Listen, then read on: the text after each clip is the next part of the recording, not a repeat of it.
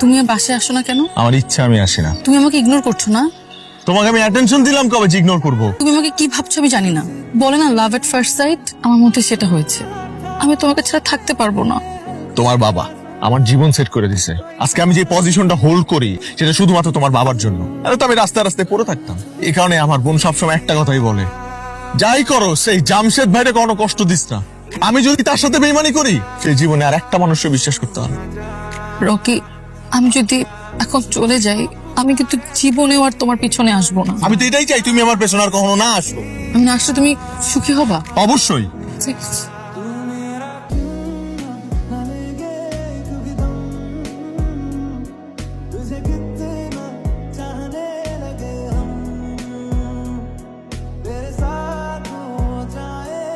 তোর আর পিয়াসার ব্যাপারটা আমি কিন্তু জানি।